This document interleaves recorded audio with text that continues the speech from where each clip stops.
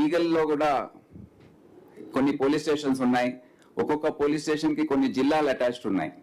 So వారి బాధ్యత అవుతుంది ఆ జిల్లాల్లో ఉన్న ఎస్పీలు సిపిలు వారు కూడా ఈ మాదక ద్రవ్యాల సమస్య పైన వారు కూడా వారి యాంటీ నార్కోటిక్స్ డ్రైవ్ చేయకపోతే దీనిపైన పట్టు సాధించడం ఇంకా కష్టంగా ఉంటుంది. ఎన్ని కేసులు పెట్టినా మనము చూస్తూ ఉన్నాం, అది జరుగుతూ ఉంది. ఇది చాలా ప్రమాదం కలిగించే అంశం. దీన్ని చాలా టాప్ ప్రయారిటీగా రాష్ట్ర ప్రభుత్వం కూడా ఇది చాలా టాప్ ప్రయారిటీ. దాని గురించి అవగాహన సదస్సులు, సైబర్ క్రైమ్స్ అండ్ నార్కోటిక్స్ గురించి ఇవన్నీ చేపట్టడం చాలా అవసరం ఉంటుంది. దీంట్లో ఎడ్యుకేషన్ డిపార్ట్మెంట్ కానివ్వండి, ఇతర గవర్నమెంట్ డిపార్ట్మెంట్స్ ఏవైతే ఉన్నాయో వారందరినీ ఇన్వాల్వ్ చేసి ఒక్కొక్క సంస్థలో, ఎడ్యుకేషనల్ ఇన్స్టిట్యూషన్లో యాంటీ డ్రగ్స్ కమిటీస్ ఏవైతే అనుకున్నామో అవి స్థాపించి ఆ కమిటీ ఏదైతే ఉందో డ్రగ్సే కాకుండా ఇతర సమస్యలపైన, అక్కడ ర్యాగింగ్ కావచ్చు, ఇతర అంశాలు కావచ్చు, వారి బాధ్యత అవుతుంది.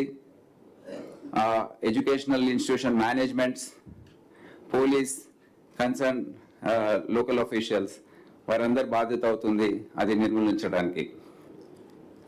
ఇదే కాకుండా కొత్తగా మనము ట్రాఫిక్ సమస్యలు బాగా చూస్తున్నాం. రోజుకి ఈ 4 కమిషనరేట్ ప్రాంతంలోనే 1600 వాహనాలు రోడ్డుపైకి వచ్చేస్తున్నాయి. అయితే దానికి తగ్గట్టు ఇన్ఫ్రాస్ట్రక్చర్ డెవలప్ కావడం అనేది అంత సులభమైన విషయం కాదు కనుక మనము ట్రాఫిక్ మేనేజ్మెంట్ టెక్నిక్స్ ఏవైతే ఉన్నాయో అవి ఇంకా మెరుగుపరచుకోవడం, ఇంజనీరింగ్ యాంగిల్లో ఏదైతే రోడ్ల పైన ఉన్న ఏదైతే చిన్న మార్పులు చేర్పులు చేసుకోవడం, దాని ద్వారా కూడా ఫుట్పాత్స్ని కొద్దిగా క్లియర్ చేసుకోవడం, రోడ్ మార్కింగ్స్ చేసుకోవడం, ఇవన్నీ కూడా చేపడితే బాగుంటుందని ముఖ్యమంత్రి గారు, పెద్దలు కూడా చెప్పడం జరిగింది, ఇతర పెద్దలు. అయితే దీని గురించి రాష్ట్ర స్థాయిలో ఏ విధంగా అయితే నార్కోటిక్స్ ఈగిల్ బ్యూరో ఉందో, సైబర్ సెక్యూరిటీ బ్యూరో ఉందో, ఒక traffic management and road safety bureau కూడా రాష్ట్ర స్థాయిలో ఏర్పాటు చేయాలని మేము అనుకుంటున్నాం. దీని ద్వారా ఏమవుతుందంటే రాష్ట్ర రహదారులు ఏవైతే ఉన్నాయో ప్రతి సంవత్సరం 7500 మంది చనిపోతున్నారు రోడ్ యాక్సిడెంట్స్లో మన రాష్ట్రంలో. మొత్తం దేశంలో చూస్తే 1,72,000 మంది గత సంవత్సరం చనిపోయారు. అరైవ్ అలైవ్ అని ఇప్పటికే ఒక ప్రోగ్రాం నడుస్తూ ఉంది. సో రాష్ట్ర స్థాయిలో ఈ ట్రాఫిక్ మేనేజ్మెంట్ ప్రాక్టీసెస్ ఏవైతే ఉన్నాయో అవి స్టాండర్డైజ్ చేయడానికి, ఉదాహరణకు హైదరాబాద్ సిటీ పోలీస్లో హెల్మెట్ ఇంప్లిమెంట్ చేస్తే చుట్టుపక్కల ప్రాంతాల్లో చేయడం లేదు. సీట్ బెల్ట్ అమలు చేయడం అంటే ఫ్రంట్ సీట్స్లో ఉన్న వారికి సీట్ బెల్ట్, వెనకాల ఉన్న వాళ్ళకి లేదా అనేది ఒక ప్రాక్టీసెస్ వేరేగా ఉన్నాయి. అమలు చేయడంలో తేడా వస్తుంది. సో రాష్ట్ర స్థాయిలో ఈ యాక్సిడెంట్స్ తగ్గించాలి, ఈ మరణాలు ఏవైతే రోడ్ యాక్సిడెంట్స్లో జరుగుతున్నాయో అవి తగ్గించాలంటే ఈ ప్రాక్టీసెస్ అన్నీ కూడా ఏదైతే చట్టాలు ఉన్నాయో దాన్ని అమలు చేయడంలో ఒక రకంగా అందరూ ఒకే తాటిపై ఉండి ఒకే రకంగా చేస్తే దానికి మంచి ఫలితాలు వస్తాయని భావిస్తున్నాం. సో దానిపైన దృష్టి సారించడం జరుగుతుంది. Women safety and child trafficking ఒక పెద్ద సమస్యగా మారింది. ఎస్పెషలీ పిల్లల అక్రమ రవాణా ఏదైతే జరుగుతుందో అది ఒక వ్యవస్థీకృత నేరం లాగా మారిపోయింది. చాలా దీనిపైన లోతుగా చూసే అవసరం ఉంటుంది, దానిపైన దృష్టి సారించే అవసరం ఉంటుందని మీ అందరికి తెలియజేస్తున్నాను. అదే కాకుండా ఇతర సమస్యలు కూడా మనం చూస్తున్నాము. వ్యవస్థీకృత నేరాలు ఏవైతే ఉన్నాయో ఫుడ్ అడల్టరేషన్ కానివ్వండి, money laundering, real estate frauds, betting, gambling, మళ్ళీ ఎన్వైరన్మెంట్ స్మగ్లింగ్, ఈ జంతువుల స్మగ్లింగ్, ఇవన్నీ కూడా కొద్దిగా దానిపైన దృష్టి పెట్టి ఈ గ్యాంగ్స్ ఏవైతే ఉన్నాయో ఆ గ్యాంగ్స్ని బస్ చేయడానికి, పట్టుకోవడానికి ఏమేం చేయాలో ఆలోచన చేసే అవసరం ఉంది. ప్రకృతి వైపరీత్యాల గురించి చెప్పాలంటే దాన్ని ఎదుర్కోవడానికి కూడా ఇప్పటికే ఫైర్ డిపార్ట్మెంట్లో ఒక డిజాస్టర్ మేనేజ్మెంట్ యూనిట్ తయారై ఉంది. అదే కాకుండా హైడ్రా అనే వ్యవస్థ వారు చూస్తున్నారు, మున్సిపల్ కార్పొరేషన్ వాళ్ళు చూస్తున్నారు. కానీ పోలీస్ డిపార్ట్మెంట్ పరంగా ఈ డిజాస్టర్స్ జరిగినప్పుడు, ఇప్పుడు కెమికల్ ఫ్యాక్టరీస్లో మనం చూసాం, అక్కడ దాదాపు 30-40 మంది చనిపోవడం, అకస్మాత్తుగా సంఘటన జరగడం, ఏ విధంగా మనం రియాక్ట్ కావాలి, ఏ చర్యలు తీసుకోవాలి, దాన్ని ఎదుర్కోవాలంటే ట్రైనింగ్ ఏ విధంగా ఉండాలి, పోలీస్ డిపార్ట్మెంట్ పరంగా అందరినీ కోఆర్డినేట్ చేసుకోవడం ఫస్ట్ రెస్పాండర్గా, ఇవి చూడటం చాలా అవసరం. అదే కాకుండా వరదలు, వర్షం పడ్డప్పుడు మన సిటీలో చూస్తున్నాం ఏ విధంగా వాటర్ లాగింగ్ జరిగి ట్రాఫిక్ జామ్ జరుగుతున్నాయి. అవన్నీ కోఆర్డినేట్ చేయడానికి దానికి కొద్దిగా ప్రత్యేకమైన ట్రైనింగ్ అవసరమని భావిస్తున్నాం. ఇది ఒక వైపు అయితే, ఇంకోవైపు మా డిపార్ట్మెంట్ పనితీరు ఏదైతే ఉందో దాన్ని సమీక్షించి వచ్చే రోజుల్లో ఏవైతే సమస్యలు మనం ఇప్పుడే చూసామో దాని గురించి చర్చించాము, దాన్ని ఎదుర్కోవడానికి డిపార్ట్మెంట్ పునర్వ్యవస్థీకరణ జరిగే అవసరం ఎంతైనా ఉందని మేము భావిస్తున్నాం. Revamping of the sum areas of the department. ఉదాహరణకు 1980-90 ప్రాంతంలో మనకు నక్సలైట్ల సమస్య చాలా ఉంది. సో దానికి అనుగుణంగా అప్పుడు గ్రే హౌండ్స్ SIBని క్రియేట్ చేశాం. చాలా సమర్థవంతంగా వారు దేశంలో అందరికీ ఆదర్శనీయంగా వ్యవహరించి, ఇప్పుడు మన అదృష్టం మనము ఆ సమస్య ఏదైతే ఉందో దాదాపుగా పూర్తిగా నిర్మూలించడం జరిగిందని మనం భావించవచ్చు. అటువంటి పరిస్థితుల్లో మళ్ళీ అక్కడ ఉన్న సిబ్బంది అదే స్థాయిలో మరి కంటిన్యూ చేయడం కూడా కరెక్ట్ కాదు. ఇప్పుడు మనకు కొత్త సమస్యలు వచ్చాయి, నేను ఇప్పుడైతే చెప్పాం. సో ఎప్పుడైనా ఏ ప్రభుత్వంలోనైనా రిక్రూట్మెంట్ అనేది చేసుకుంటూ పోలేం.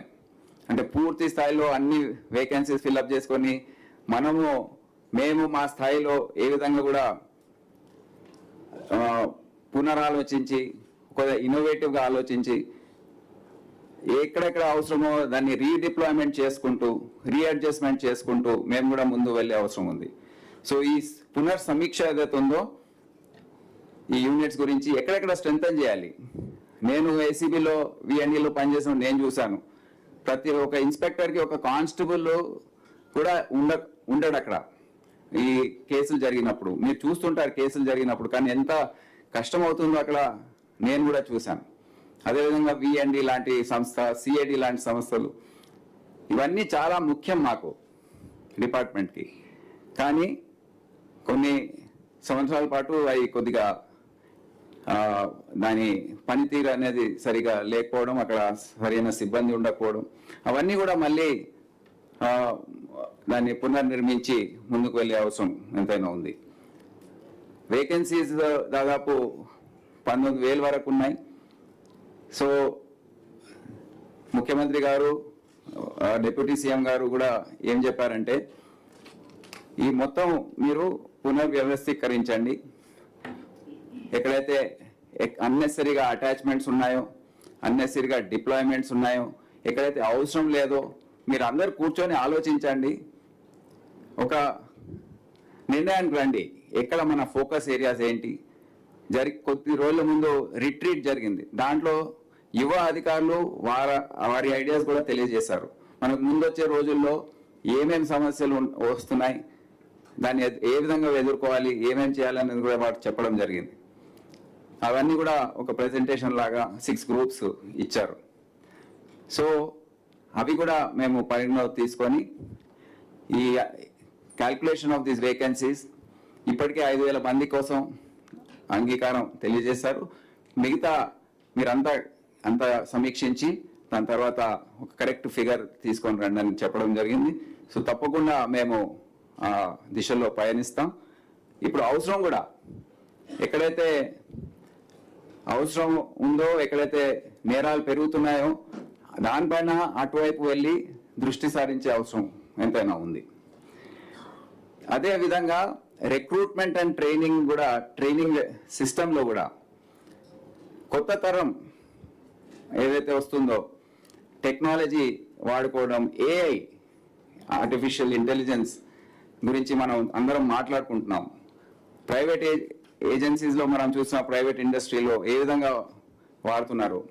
గవర్నమెంట్ వ్యవస్థలు కూడా అనేక రంగాల్లో అనేక మార్గాల్లో ఈ ఏఐని వాడుకునే అవకాశం ఉంది.